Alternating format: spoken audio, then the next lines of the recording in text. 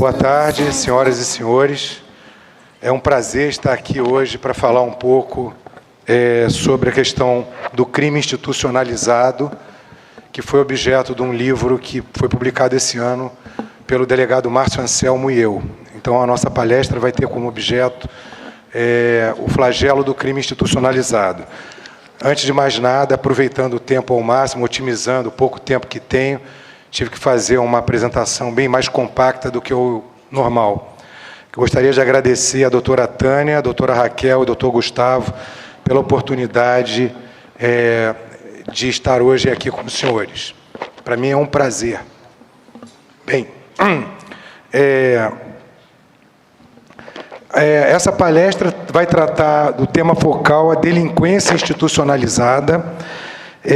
A gente apresenta como uma tese, não é uma tese acadêmica, mas o livro nós trazemos a experiência minha de 32 anos de Polícia Federal e do Márcio Anselmo, que foi o coordenador da Lava Jato, da experiência dele de quase 20 anos de polícia.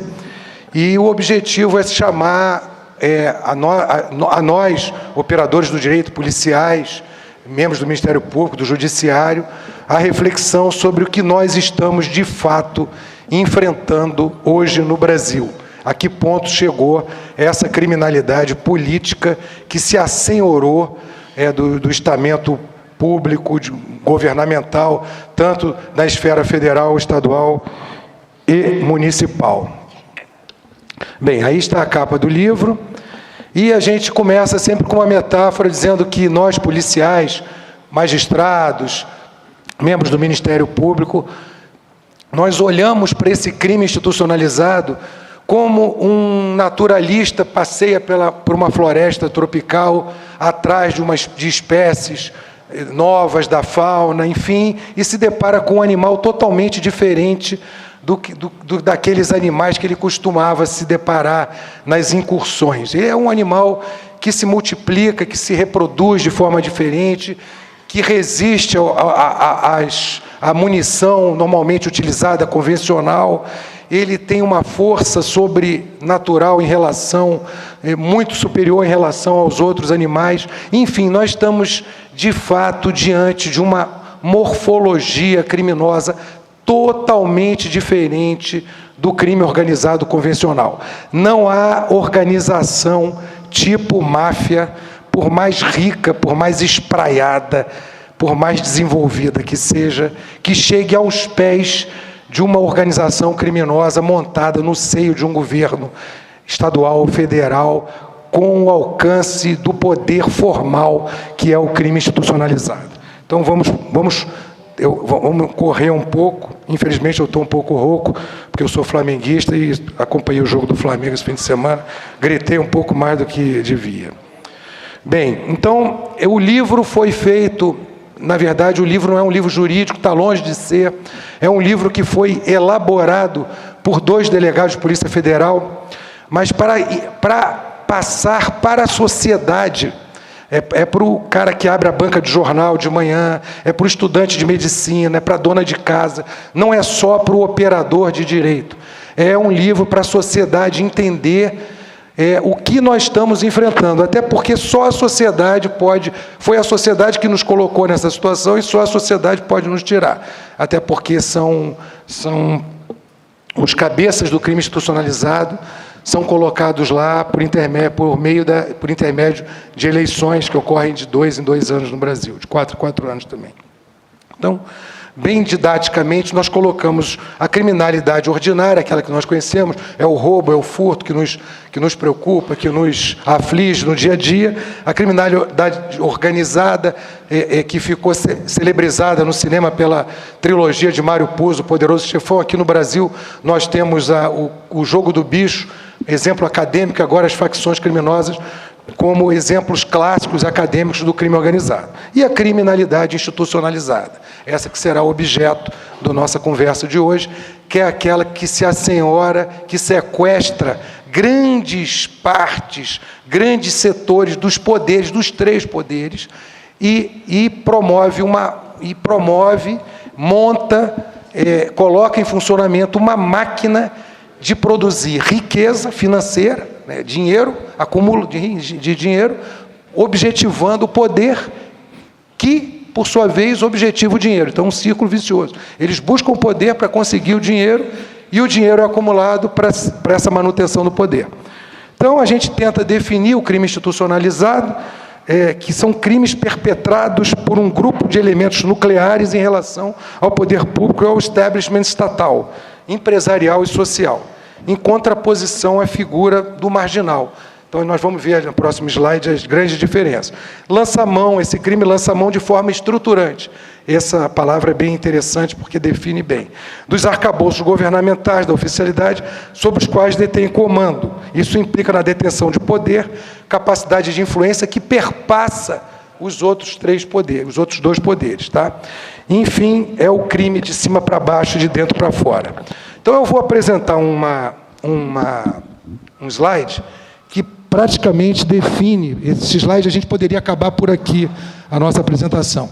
São as diferenças básicas entre o crime organizado, tipo máfia, conhecido, definido, Convenção de Palermo e tudo mais, e acadêmico, as máfias russas, as máfias italo-americanas, do sul da Itália, hoje do Oriente, para o crime institucionalizado.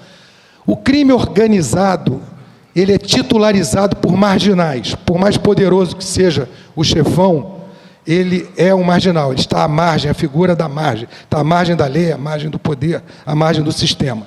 Mesmo que esteja chefiando uma repartição pública. O crime institucionalizado, ele é titularizado por nucleares. São pessoas que estão no núcleo do poder e agem, atuam criminosamente em atos de ofício, que são atos mascarados, mas são atos de ofício com o objetivo de desviar fortunas e manutenção do poder. Então, titularidade, marginais nucleares.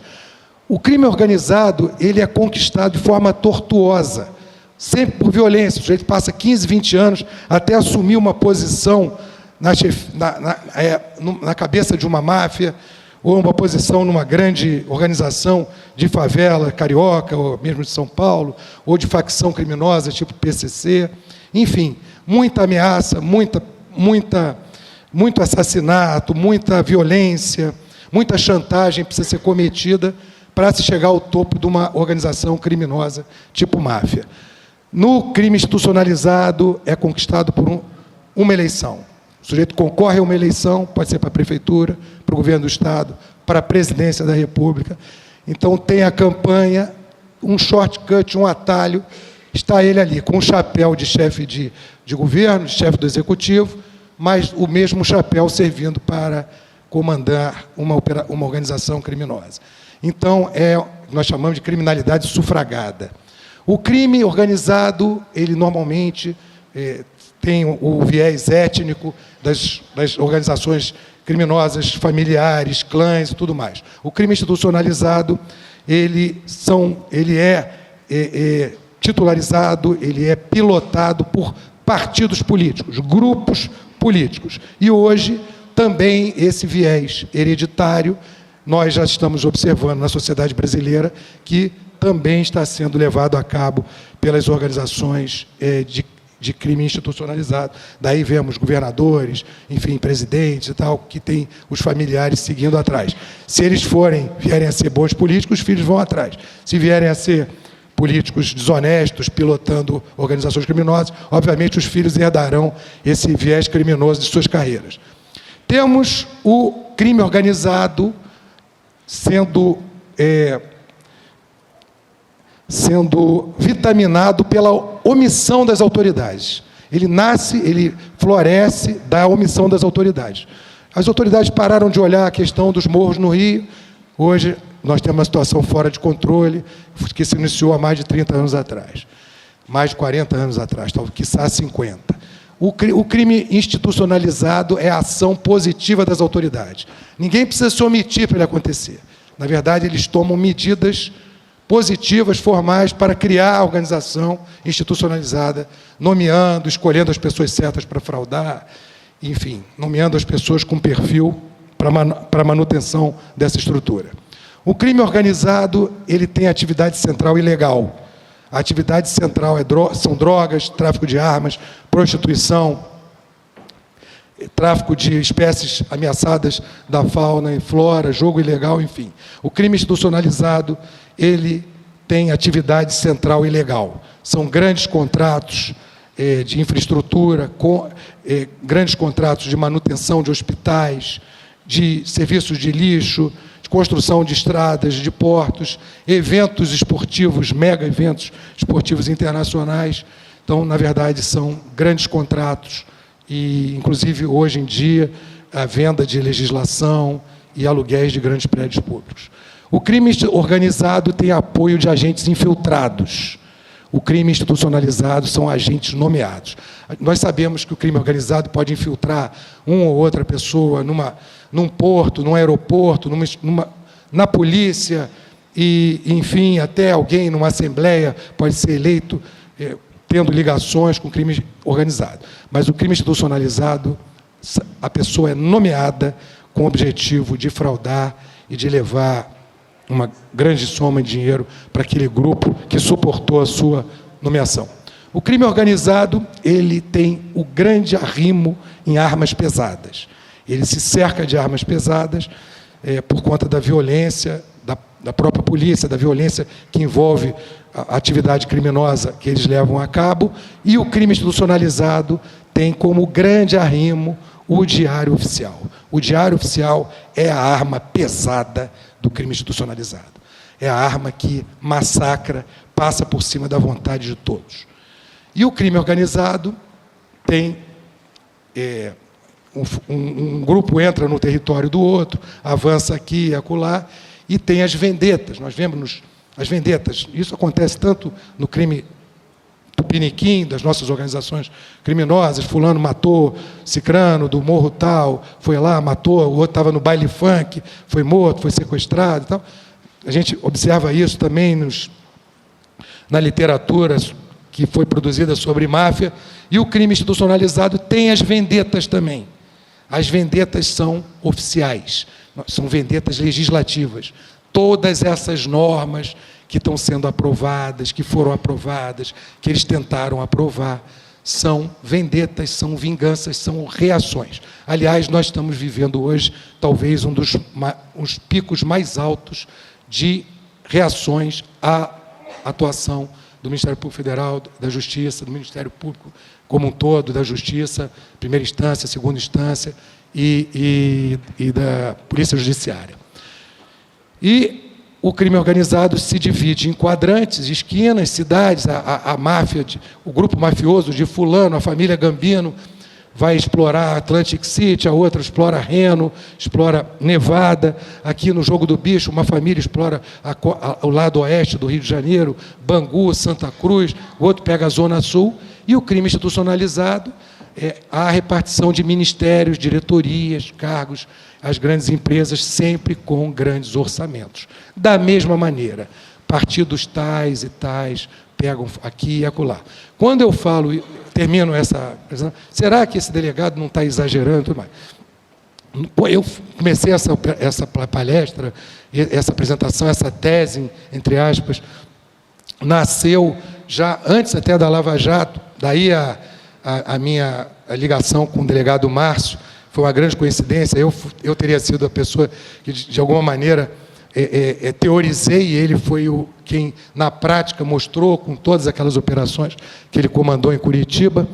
Mas a verdade é que quem olha a questão do mensalão percebe que foram 8 presidentes de partido. Não era um elemento isolado, um deputado, um senador. Era o partido inteiro pilotado pelo presidente. 8 presidentes incriminados no mensalão, levando o seu partido inteiro para aqueles esquemas. Então, de colocar, olha, no início até parecia, olha, essa tese que eles estão colocando é uma tese estão sendo um pouco exagerados, não é bem assim e tal. Claro que nós não generalizamos, nós não podemos generalizar, a gente não pode generalizar em relação ao Executivo, não podemos generalizar em relação ao Congresso Nacional, não podemos generalizar em relação ao Judiciário, ao Supremo. Nós mesmo observamos que o Supremo de hoje já existe um grupo que está atendendo, que parece perceber a necessidade que a sociedade tem de integridade, né? Existe uma demanda por integridade, e o Supremo já percebe isso, um grupo que chega a ser pendular, ora aqui, ora lá, mas nós percebemos claramente, sim, que existe um grupo do Supremo que atua muito mais como zagueiro, como back central daqueles grupos políticos que os indicaram, do que como defensores da Constituição e dos interesses da sociedade. Então, isso fica bem claro quando a gente observa esses últimos julgamentos, esses últimos posicionamentos, que vêm de forma inequívoca tentando diminuir, enfraquecer os resultados até então obtidos por essa onda de moralidade que a sociedade vem demandando. Então, aí nós temos figuras interessantes que a gente traz no livro. Como eu já disse, o livro não é um livro jurídico, é um livro para as pessoas entenderem o que se passa no Brasil. A figura do Cherchez la femme e Follow the Money, que são figuras quase clichês hollywoodianos, que mostram como a gente chega no crime atrás da namorada do fugitivo, atrás da namorada do bandido, das paixões propriamente ditas, né? E o dinheiro no grande crime, no crime organizado, também é o ponto nodal, porque é para lá que corre todos os interesses da organização. E chegou a figura do crime institucionalizado de follow the pen, vamos seguir a caneta. No final de tudo, ao fim e ao cabo, nós temos, por trás das organizações, aqueles que têm a autoridade de assinar as nomeações no Diário Oficial. E as demissões também. Então, nós temos aí as vendetas legislativas, vou passar um pouco. Aqui mostra o tempo que eu tenho? Não, mostra ali, né? Então, as vendetas legislativas, só chega a ser até piada, né? Mas de 2015 até hoje, e essas eu nem atualizei muito isso, tivemos vários projetos, várias iniciativas de parlamentares. Alguns queriam que os investigadores avisassem com 3 dias úteis sobre as diligências, limitando-as em 24 meses. A MP 703 mudava a regra do acordo de leniência, facilitava o retorno na contratação com o serviço público, sempre tentando salvaguardar a galinha dos ovos de ouro. A 13.254 facilitava a repatriação. Essa foi uma lei muito importante, mas eles quiseram que ela fosse alargada para poder contemplar o pessoal do Petrolão. Delação premiada teria de ser feita com delator solto, esse é o grande sonho, a grande reivindicação. Enfim, o vazamento seletivo, uma vez vazado qualquer coisa, obrigava a que se vazasse o restante do inquérito, do processo, e a PL 3.636 tentava a limitação da punição das pessoas físicas envolvidas em ilicitudes. Então, nós temos, essas são as vendetas hoje, a mais forte, a mais evidente e, infelizmente, a mais concreta, porque de fato passou. É importante dizer que as vendetas não são só legislativas, elas acontecem também no Supremo, e como também pode acontecer no Executivo, tá? Com substituição de chefes de polícia judiciária, com promoção de investigadores que presidem inquéritos, enfim, todas essas formas de se influenciar. Bem, temos o crime, nós colocamos essa criminalidade sufragada. E aí nós trazemos algo que nos coloca numa situação um pouco mais difícil, que é a existência de cleptocracias no mundo. Não é só o Brasil que funciona dessa maneira, mas as que foram assinaladas em obras recentes, como essa do Jean Ziegler, Senhores do Crime, e da Sarah Chase, Ladrões de Estado, eles enumeram vários países que são países bandidos, países marginais, mas todos, sem exceção, são países cujo regime é ditatorial. Então, como é fácil dar um golpe e transformar o país numa cleptocracia, é fácil também retomar. O processo eleitoral, a nossa democracia forte, jovem, vigorosa, ela acaba existindo como um fator complexo, porque todos que estão no poder chegaram, no Brasil, chegaram por intermédio de uma eleição dessas proporções, que envolve paixões, envolve uma multidão de dezenas de milhões de votantes. Então, daí a gente chega à conclusão que parte desse fla-flu que a sociedade brasileira está vivendo é por conta também, porque aqueles que votam ficam, de alguma maneira, frustrados por conta de perceberem que os seus escolhidos estão sendo encarcerados, estão sendo processados.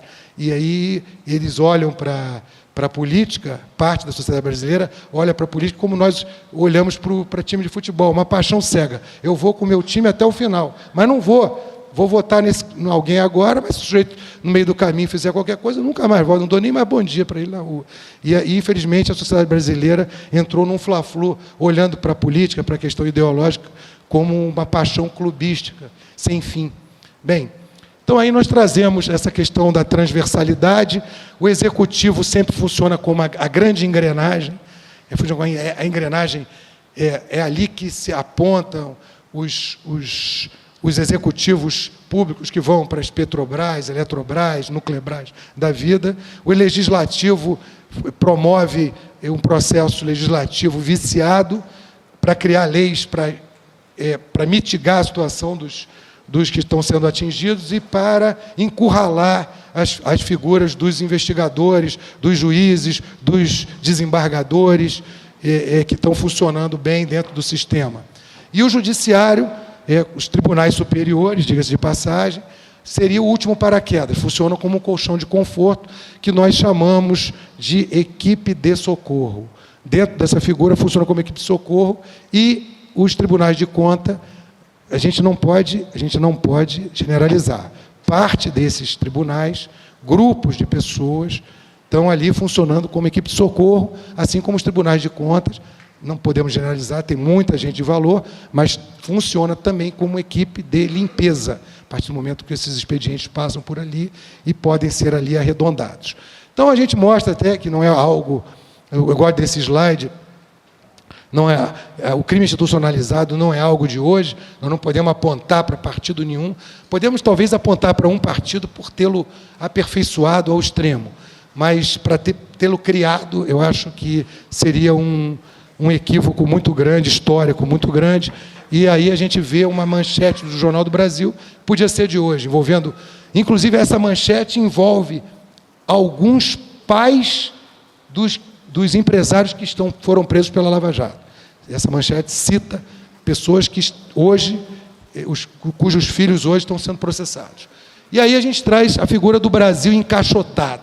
Quer dizer, as pessoas são escolhidas para funções de Estado por esse grupo que se assenhorou do poder nas eleições. Escolhe membros do Ministério, escolhe Procurador-Geral da República, escolhe chefe da Polícia Federal, nomeia ministro, enfim, o Brasil fica encaixotado. E eu trago em especial esse slide para mostrar a dificuldade que a polícia, o Ministério Público hoje vive. Os nossos alvos, os alvos do crime institucionalizado, são criminosos escudados em foro privilegiado. Eles têm o poder formal de nomear os nossos chefes, de demitir os nossos chefes e de nomear os chefes do Ministério Público. Eles têm o poder de influenciar no orçamento, nas verbas das nossas instituições. Eles têm o poder de nomear os seus próprios julgadores e têm o poder de aprovar leis para garantir as suas posições. Então, aí eu vou passar, por conta do tempo, eu já recebi o cartão vermelho, aí a gente vai, vamos passar, isso é interessante, mas a gente vai passar também. E esse slide vale a pena colocar, que é esse crime, ele não é um problema só de justiça criminal, ele afeta o projeto nacional. Ele, primeiro, já há um prejuízo à democracia, que tem um Congresso formado por candidatos que tiveram uma enxurrada de dinheiro em suas campanhas, não eram nem para lá estar lá. Depois votam projetos que não são do interesse da sociedade. É comprometido o projeto porque todos os projetos desses governos, ou quase todos, têm um vetor de corrupção. Então, são estádios que são construídos sem precisar ser construídos, pontes que são projetadas sem necessidade, porque o grande objetivo, o vetor dos projetos é o desvio de verba. Tá? E o custo do Brasil, por conta de ter tanta corrupção, obviamente, em muitos dos casos, há um superfaturamento para poder haver o kickback, para poder haver sobra para o kickback. Então, e tem um problema sério de comprometimento de negócios, empresas que hoje em dia só trabalham num ambiente saudável, de economia saudável, não vêm ao Brasil, da fuga de capitais, de todos esses problemas. Hoje, nós estamos enfrentando, hoje especificamente, essa onda contrária. Eu diria que ela está em 4 pontos nodais. A advocacia criminalista, parte dela, setores da OAB, hoje são essas superestruturas que resistem a essas mudanças. Essas superestruturas, essas 4, elas não estão no centro das fraudes, elas não participam das fraudes, mas elas levam vantagem de forma periférica. As franjas do crime institucionalizado encostam nelas e elas, de alguma maneira, vinham enriquecendo, vinham levando grandes vantagens. A advocacia criminalista, por quê? Por conta dessas... O fim da terceira e quarta instância diminuiu demais a possibilidade desses advogados faturarem milhões nas defesas. Na verdade, lucros cessantes, eles sofreram lucros cessantes com a prisão após sentença de segundo grau. Imprensa está sendo, aos poucos, inclusive com alguns articulistas de renome, produzindo artigos para desconstruir a Lava Jato. Porque, se vocês observarem, esses grupos editoriais estão sendo comprados por alguma dessas pessoas, banqueiros, grandes banqueiros, estão por trás desses esquemas. Agências de publicidade sempre trabalharam e foram molhadas por essa enorme quantidade de dinheiro. Institutos de pesquisa e setores do Poder Judiciário, os tribunais superiores. Os tribunais superiores, setores. Então, funcionam como superestruturas que vêm resistindo. Então, conclusão, o Brasil não é um país que dá errado. É um país que está dando certo, porque esse é um projeto que foi feito para funcionar assim. Tudo foi feito para funcionar dessa maneira. Há uma construção, há um edifício que foi construído para que funcione dessa maneira, e é difícil desconstruir. A única forma são esses pacotes e tudo mais, porque podem, de fato, desconstruir essas estruturas que ali remanescem, mesmo quando você não reelege um presidente que tenha o desígnio de continuar nesses esquemas. Então, se você projeta um avião para ele levantar voo no aeroporto Santos Dumont e entrar de bico no Pão de Açúcar, e ele levanta voo e entra, filosoficamente é um projeto bem-sucedido, que é exatamente o que acontece com a gente. Então, aí nós colocamos algumas sugestões: autonomia administrativa e orçamentária para as polícias judiciárias, para as 28, fim do alargamento das atribuições das polícias judiciárias, que tem um caráter distrativo, eles gostam muito de nos distrair com novas atribuições, para que a gente se afaste dos nossos alvos mais importantes, criação de um braço exclusivamente especializado na investigação de crimes em concorrências públicas, fortalecimento institucional e investimento maciço nas 27 polícias civis, que é importantíssimo, por conta do que nós temos pela frente, que todos esses grandes esquemas têm esquemas municipais e estaduais de atribuição. O certo seria formar um grande exército com a Polícia Federal para investigar isso. E fim das sessões de policiais para funções que não sejam de natureza policial. Policial assessorando senador, em ministério que não é da Justiça, na Câmara dos Deputados, nas assembleias. Lugar de polícia é na polícia.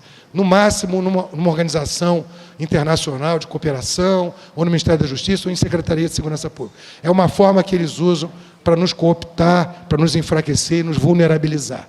E aí eu trago uma piada do pessoal do Caceta e Planeta. Aqui é um político para deputado Roubaldo Ladravazio. Aí o pessoal do crime organizado fala: o seu currículo é interessante, mas já sendo que sua ficha é suja demais. Tá? Nós temos nossos limites. Né? Então, realmente, a gente observa como é difícil para nós esse enfrentamento, praticamente impossível, mas não é impossível. Temos aí algumas formas dá para colocar esse vídeo?